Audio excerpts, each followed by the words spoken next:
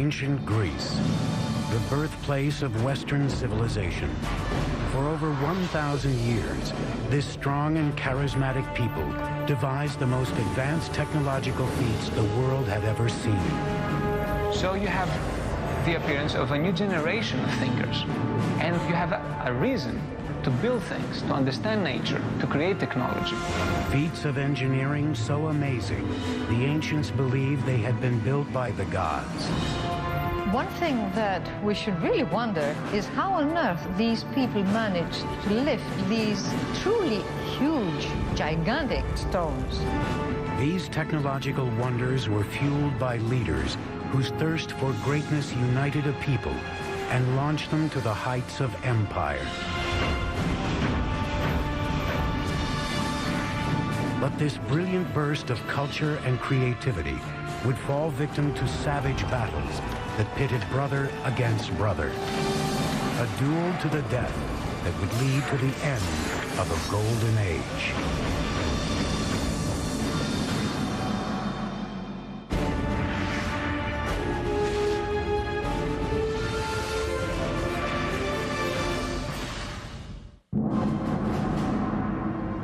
September 480 BC, morning breaks over the island of Salamis and the thin mile-wide strait that separates it from mainland Greece.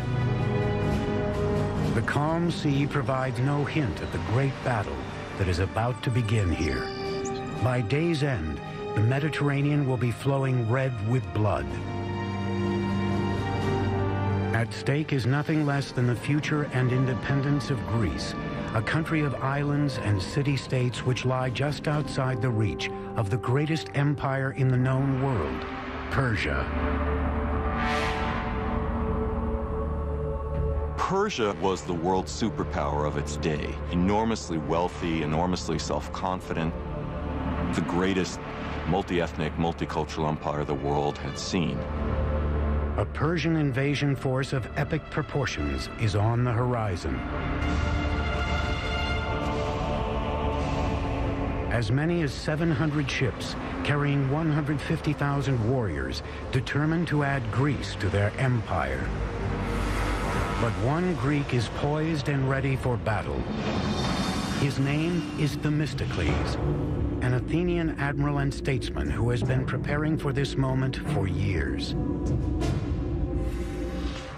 But going up against Persia, the world's greatest superpower of the time, would be no day at the beach for Themistocles. Hello, I'm Peter Weller. First of all, the Greek naval fleet was outnumbered 2-1.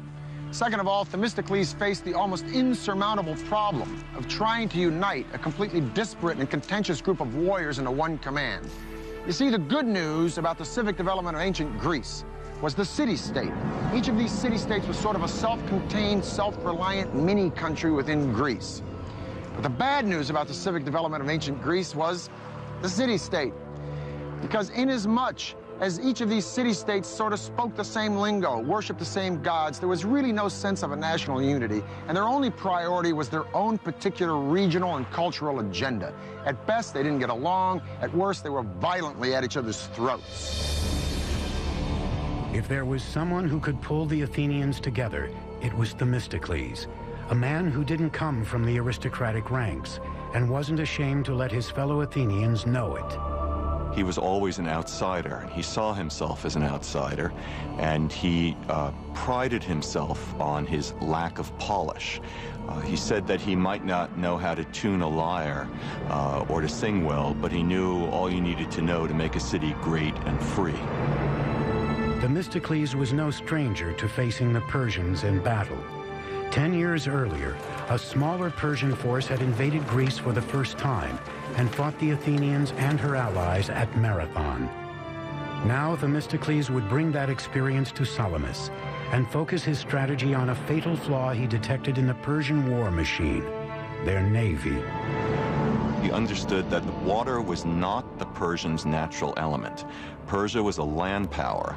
In fact, Persian religion considered salt water to be demonic. Themistocles wanted the Greeks to build a navy unlike any the world had ever seen. Immediately, work began at breakneck speed to build a fleet of 200 triremes, the deadliest ship in the ancient world. Trireme's about 130 feet long. It's light and sleek, and it's tipped with a wooden ram covered in bronze at the water level, and that is the offensive weapon of the trireme. Might think of the trireme actually as a guided missile. The trireme consisted of 170 rowers on 3 separate levels, 62 on the top level, 54 in the middle, and 54 on the bottom. On the lowest level, rowers were seated so deep in the ship that their oar ports were just 18 inches above the waterline. So you have a ship, a wooden ship, that is powered from the oars. It can go up to 8 knots, or 9 knots, which is an amazing speed for the ancient world. And it can attack like a missile. And the rowers, of course, have to learn how to work as a team. They have to learn to row together in unison, which is an easy thing to begin to do, but a very difficult thing to master. Themistocles' fleet of triremes was finished in just a few years and in the nick of time. In the spring of 480 BC, Persia launched a massive invasion of Greece. Themistocles knew that the Persian fleet outnumbered the combined Greek fleet by almost 2 to 1. So he devised a simple yet cunning plan to keep the Greeks together and level the odds. He had to turn a disadvantage into an advantage, the fact that he had fewer ships than the Persians. So he had to lure the Persians, if you like, into such a battleground that they could not advance the whole ranks. So he can actually concentrate their power and strike it. So the best place that he could do that was at the Straits of Salamis. Themistocles would devise a ruse to lure the Persian fleet into the narrow straits of Salamis. Themistocles was a very cunning man, a great trickster. Themistocles knew that the Persians preferred to win battles through diplomacy, through intimidation, and through buying traders. On the eve of the battle, Themistocles sent a trusted servant across the straits to the Persian camp. The servant played the role of a traitor, telling the Persian king the Greeks were in disarray, and if the Persians sent their ships in the night, they could surprise the Greek navy in the morning. The Persians took the bait.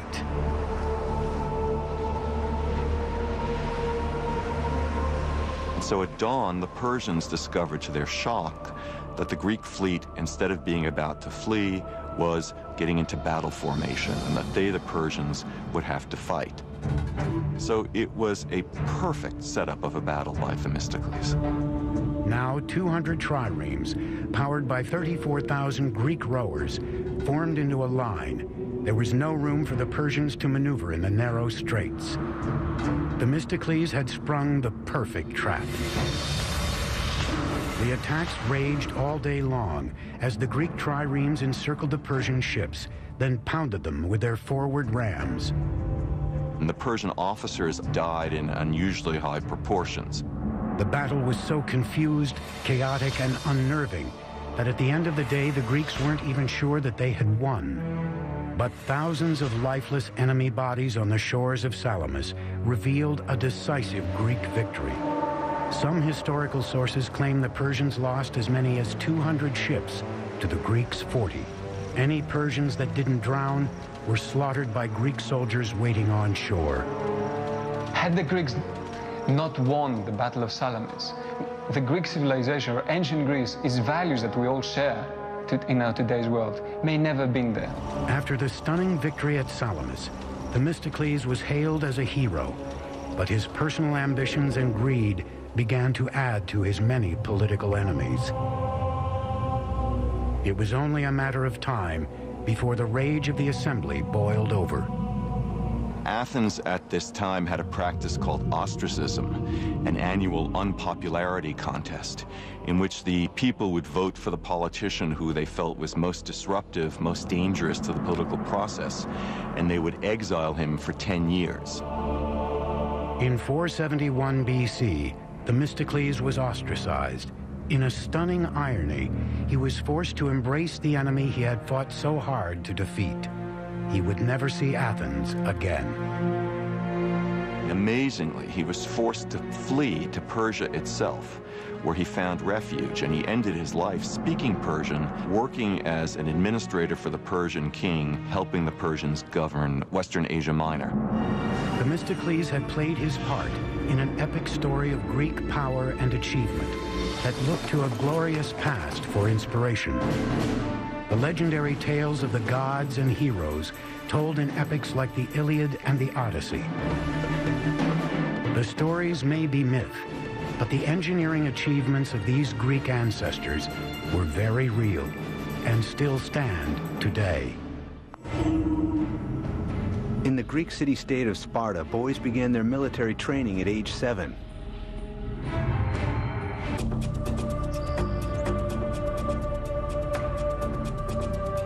By 1300 BC, a people speaking an early form of the Greek language had inhabited large portions of mainland Greece. They were known as the Mycenaeans, and for years their wars and scandals, exploits and achievements became the stuff of legend and laid the foundation of Greek civilization. Their capital city of Mycenae was surrounded by a massive citadel built over the course of 150 years. According to myth, it was from this city that the Mycenaeans were led by a king named Agamemnon, whose epic struggles were written down by the 8th century BC poet Homer in two of history's most famous tales, the Iliad and the Odyssey. So the Iliad was something like the Bible for ancient Greeks. It contained a moral story. It told you how you should live. It described gods, it described religion, but also described people. It described situations. It gave ideals that you should look upon. The tales of the Iliad and the Odyssey have become some of the most famous in history. The abduction of Helen by Paris, Agamemnon's 10-year siege of Troy, and the giant wooden horse which the Greeks used to enter Troy and destroy the city. Although Agamemnon's exploits during the Trojan War may have been heroic, his return home to Mycenae was far from a hero's welcome. He was murdered by his own wife.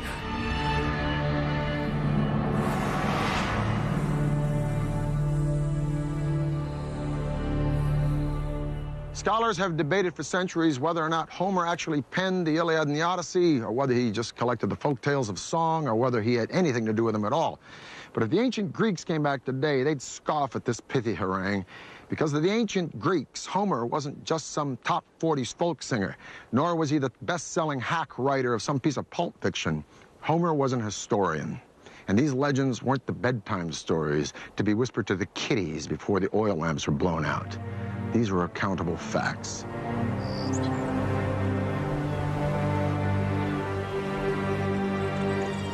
This is what is left of Mycenae, the capital city of which Homer writes, and where many, including me, would like to believe that Agamemnon really ruled.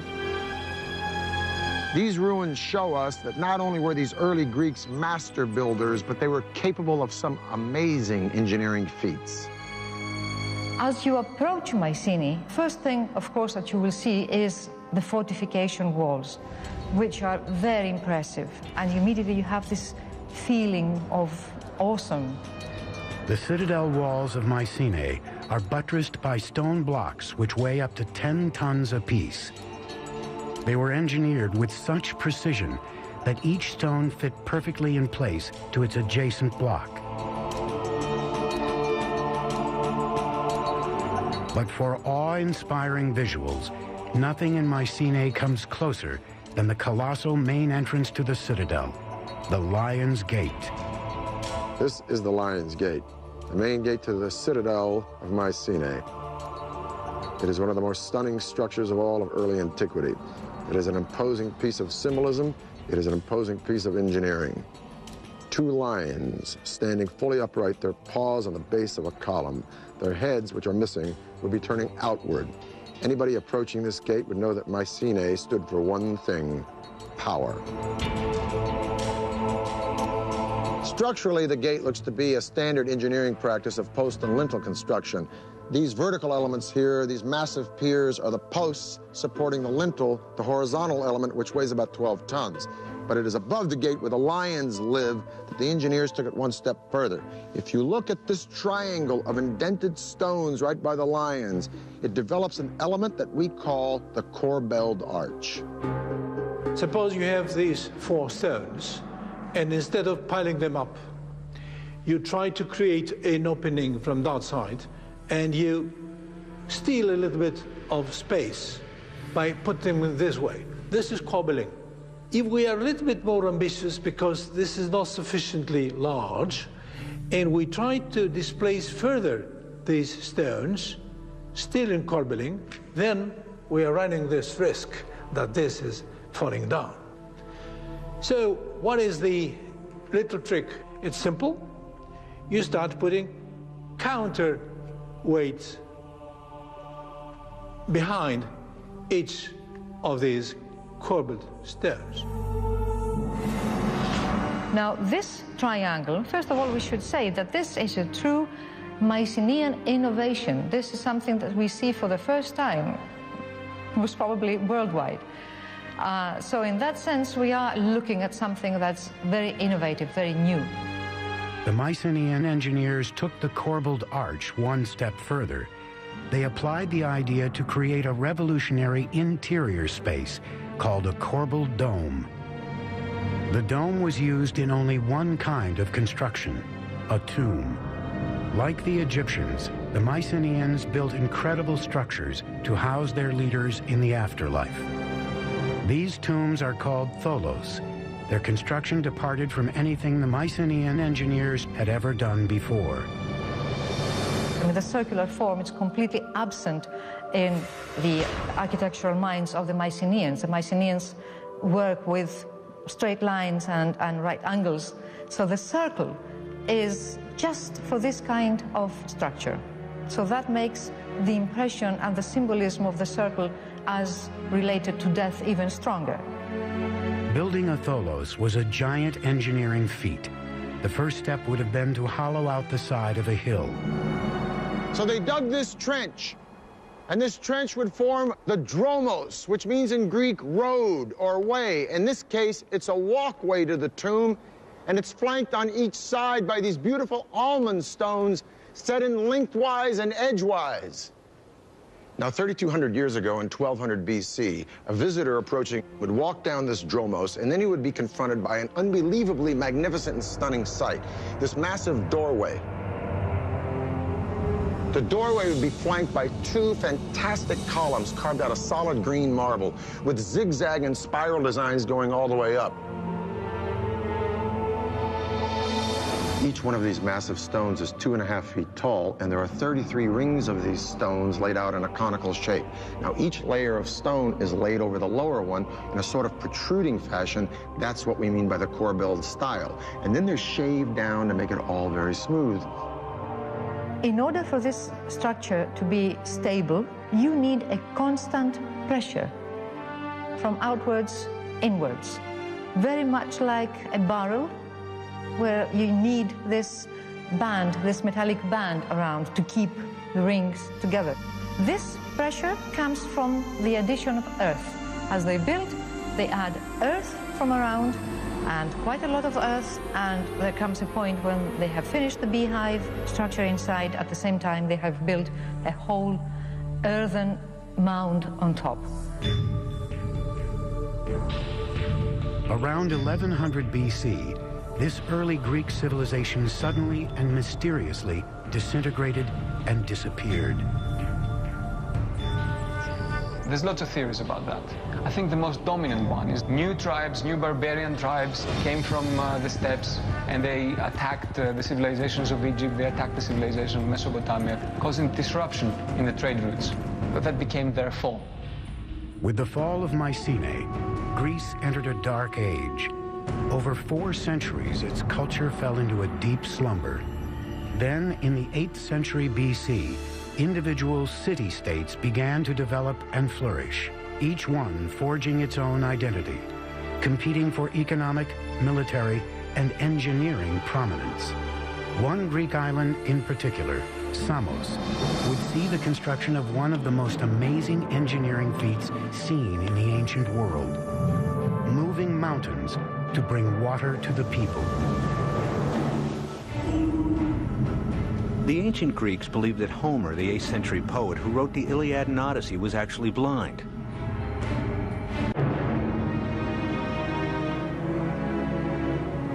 Sparta, Athens, Corinth, Thebes.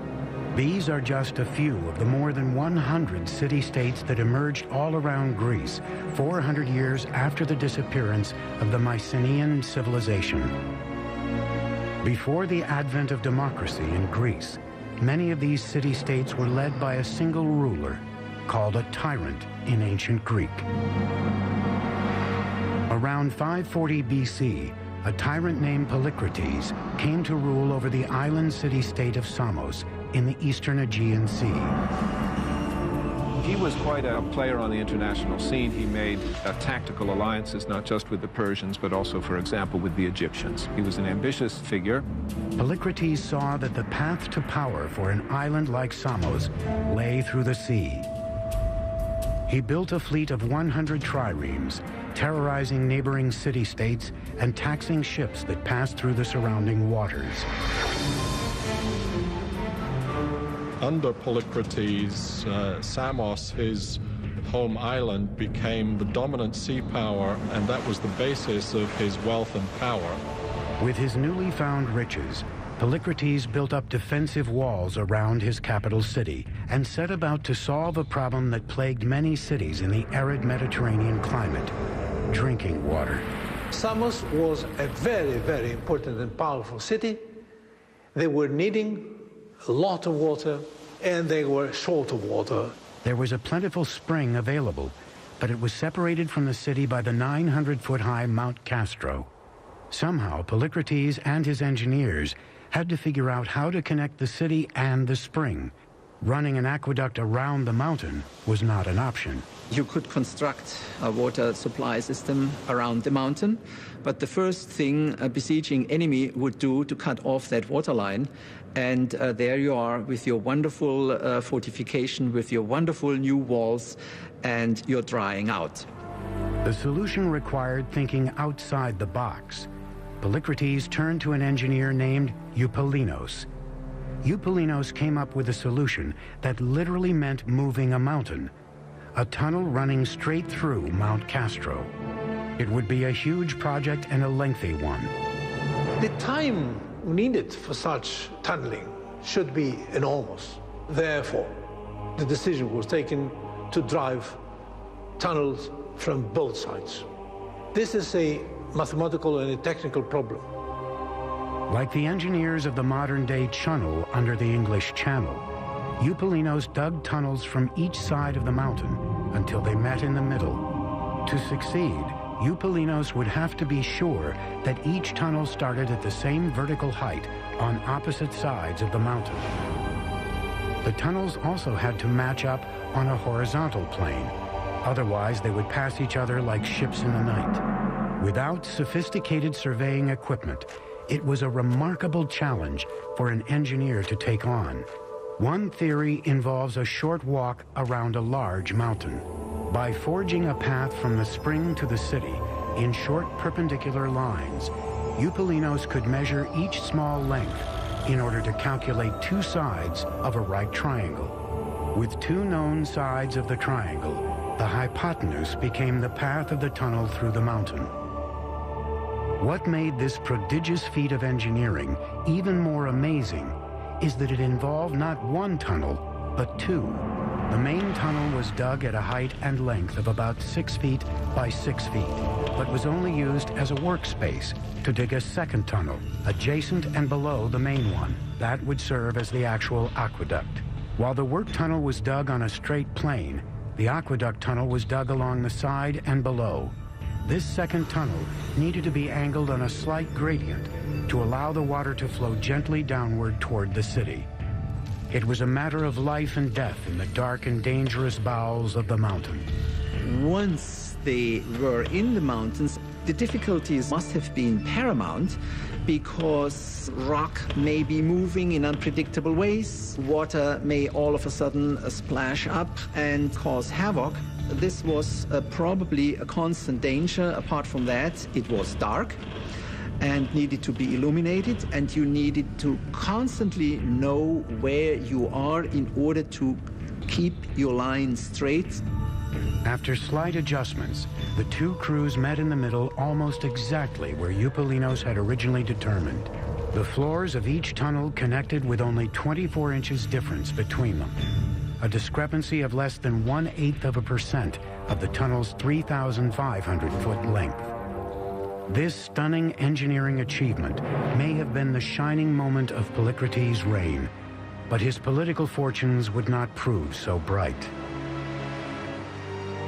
The Persian governor on the coast of Asia Minor decided that that degree of autonomy that Polycrates enjoyed was unsuitable to the development of Persian power, and he was arrested and brutally tortured and crucified.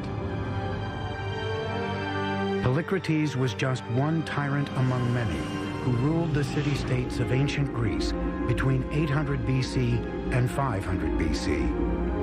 The rule of the few over the many was the only form of government humans had ever known, but that was about to change. The city-state of Athens was going to change the course of world history. The visionary leader who would make it happen was named Pericles. His legacy would be an everlasting monument on the Athenian Acropolis that rose above the clouds. An amazing piece of precision engineering called the Parthenon. The word encyclopedia comes from two Greek words meaning a circle of learning.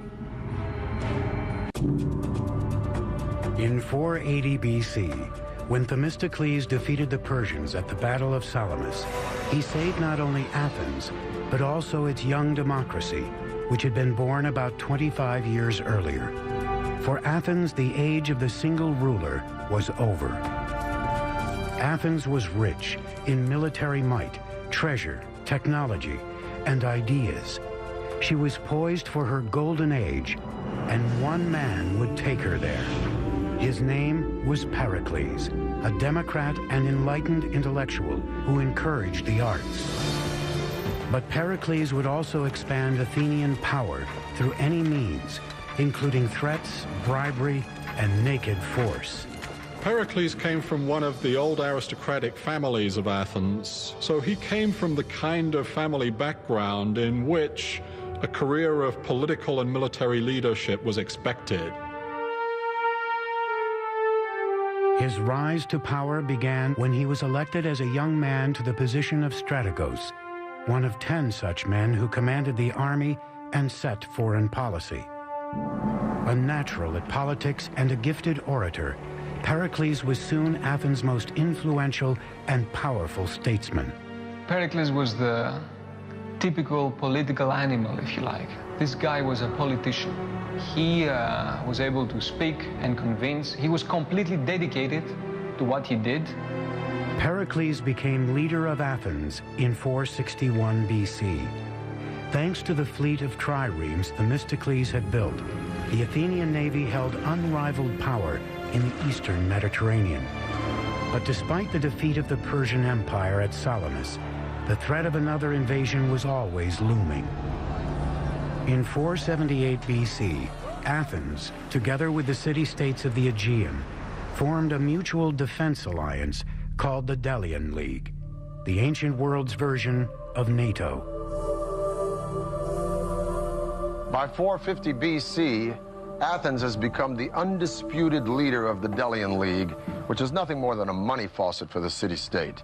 But Pericles, as undisputed leader of Athens, finds ways to put this money to the best possible use by building massive public structures that best reflect the grandeur and magnificence of Athens. Now, legend has it that Poseidon, god of the sea, and Athena, goddess of wisdom, each came to the Acropolis to compete for the patronage of the city, the outcome to be decided by the inhabitants. Poseidon struck the ground with his trident, and up popped a spring. Athena struck the ground with her spear, and up came an olive tree, which not only suggested sustenance for the Greeks, but a possible outlet for a commercial venue. Thus, Athena became the patron goddess of the city. Over the centuries, there were several temples to Athena, most of them destroyed. But we leave it to Pericles to give the world the most remarkable piece of architecture in all of Greek antiquity, the Parthenon. Pericles decided to rebuild the Parthenon on the Acropolis, using the crumbling foundations of an older Athenian temple. It would take thousands of laborers and skilled craftsmen to create this magnificent temple, and it would cost more than any building the Greeks had ever engineered, 30 million drachmas. In our terms, billions of dollars. That's an amazing amount, but keep in mind that was a huge state enterprise. Construction on the gargantuan building project began in 447 BC. The Parthenon was to be about 2/3 the length of a football field.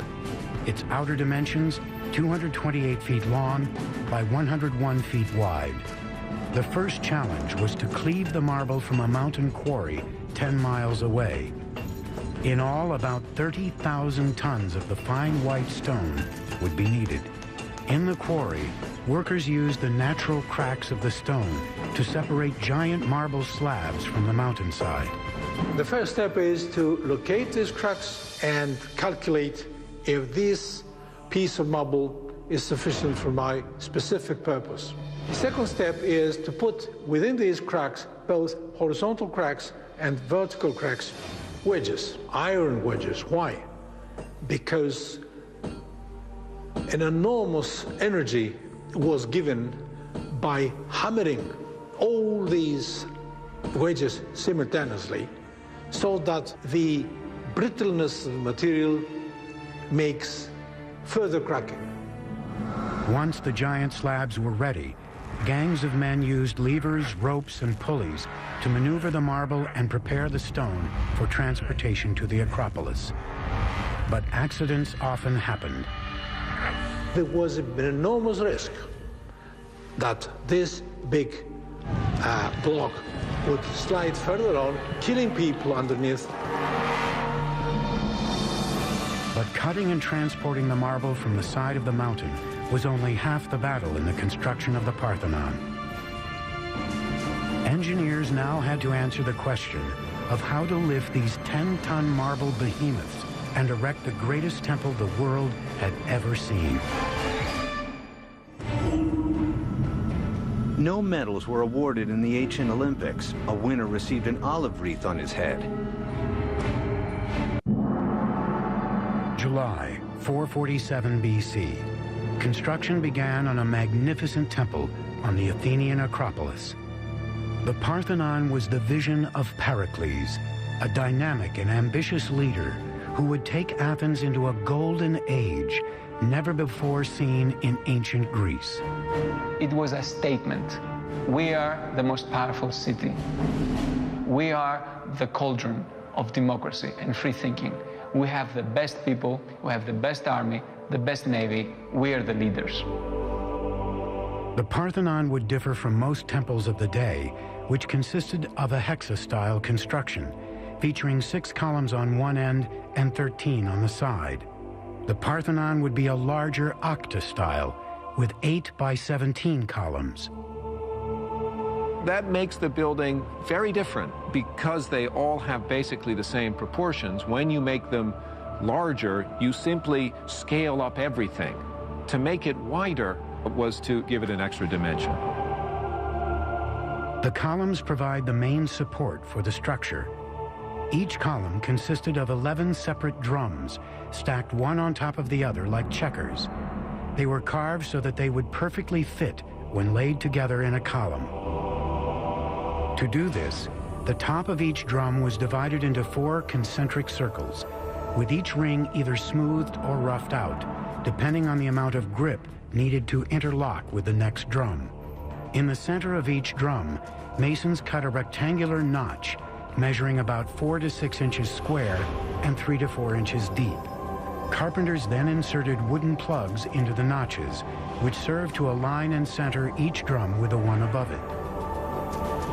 The next challenge was in lifting the enormously heavy drums, especially those for the upper sections of the columns. A single column of the Parthenon could weigh between 63 and 119 tons. A crane is an extremely simple device. You have just a boom, and then you have a series of pulleys, which, as we know, just give you the possibility of taking up a weight of, say, 10 tons by pulling down only 100 kilos. Engineers attach the stone to the crane in one of several ways. The method most often used was to tie the end of the rope to the top part of a metal S-hook, fasten shorter ropes to the bottom of the hook, and then loop these around small protruding knobs called bosses that had been left uncut from the marble for this very purpose. Typically, 4 bosses would be left surrounding the drum or stone block, evenly distributing the force needed to hoist the object. The walls enclosing interior spaces had to be laid down with extreme precision, since the builders did not use mortar. To hold the ends of each block together, builders hollowed out the ends in a double T design. Then iron rods were inserted to clamp them together. After the columns and blocks were put in place, the bosses used to lift them were chipped off and smoothed over.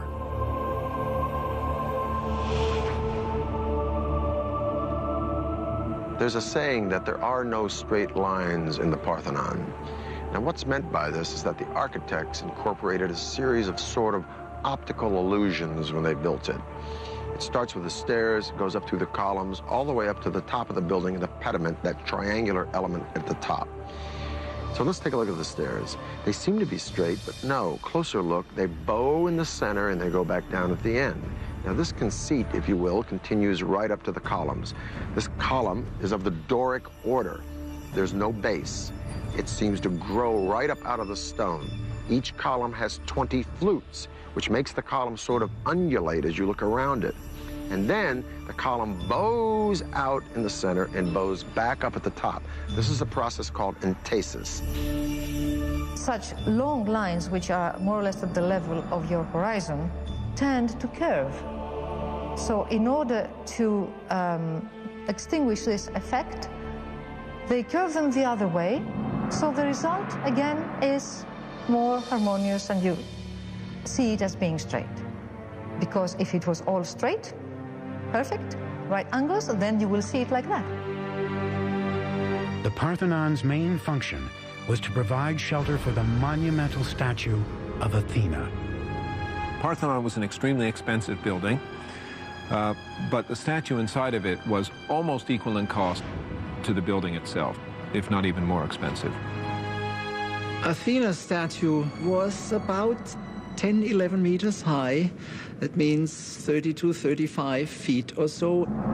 And it was of the materials gold and ivory. Hundreds of sculptors created lifelike figures that proved the craftsmanship wasn't simply in the engineering. The most famous carving in the decoration of the temple is the frieze running on the interior walls of the Parthenon. It was carved in a low relief, just inches off the stone, and depicts the Panathenaea, a celebration to the goddess Athena held in Athens every 4 years. What survives on the site of the Parthenon today are the white marble remains of the building. In antiquity, not only the sculptures, but also many other parts of the building were richly decorated with paint. But not every citizen was enthralled by the Parthenon. Some saw Pericles' pet project as an Athenian eyesore and simply a monument to his own glory. Now, many Athenians hated the Parthenon, the temples. They thought it was disgusting. They thought it was terrible. Plato didn't like it at all. For many Athenians, when they saw in their holiest of holies, if you like, those new buildings coming up, buildings that had incorporated novelties, buildings that were making a break from the past. The whispers of discontent in Athens weren't limited to the Parthenon. As Pericles continued to expand Athens' domination, his rivals began to conspire against him. Soon they lashed out and attacked his close associates. At the top of the list was an elegant and educated woman named Aspasia, a member of the elite Hetairae social caste and Pericles' consort. The Hetairae were high-class courtesans, often compared, for example, to geishas in Japanese culture. Hetairae moved in the top circles in Athenian and Greek cultural life. In classical Athens, a woman's role lay under the dominion of men, but Aspasia was the exception to the rule. Pericles treated Aspasia as an equal, and his consort quickly became part of the Athenian elite. But they became a well-known couple, and to the sort of astonishment and some scandal of the Athenian people, Pericles was even to be seen actually kissing Aspasia publicly. And of course, public displays of affection were not anything that one expected to see in classical Athens. By 432, after nearly 15 years of construction, the Parthenon was completed. This temple to Athena did just what Pericles wanted. It advertised the power of Athens to the world. Ironically, the supremacy the Parthenon symbolized was already waning, and Athens' longtime enemy Sparta was on the rise.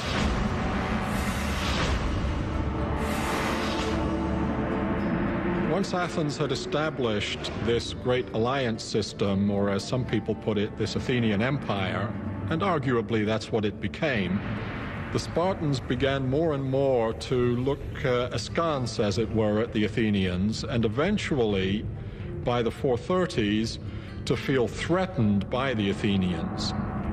In 431 BC, Sparta moved on Athens.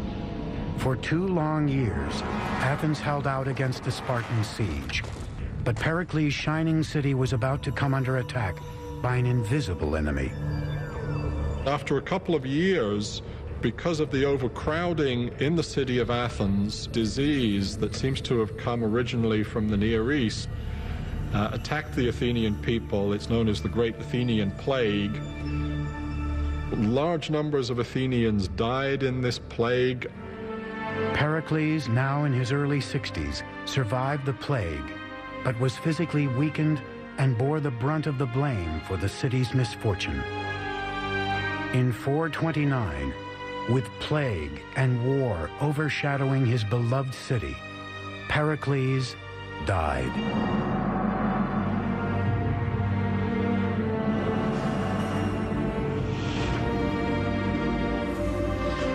The bloody and brutal conflict between Athens and Sparta, known as the Peloponnesian War, continued for another 25 years, until finally in 404 BC, Athens fell. With the end of the Peloponnesian War, the time of Pericles and the dominance of Athens was over. Great marvels of Greek culture and Greek engineering would live on. And the irony was that the two men, the two purveyors of the fantastic legacy of classical age of Athens, were not Athenians at all. The names of these two men would be synonymous not only with conquest, but with Hellenism, the spreading of the Greek ideal of culture and value throughout the world, right on up to our own modern day. These two men were Philip II of Macedonia and his son, a man who would be the envy of every single general and emperor from Julius Caesar to Napoleon to George Patton. A man who would traverse most of his known world in his short 33 years, that student of Aristotle and self-proclaimed God, Alexander the Great. I'm Peter Weller for the History Channel.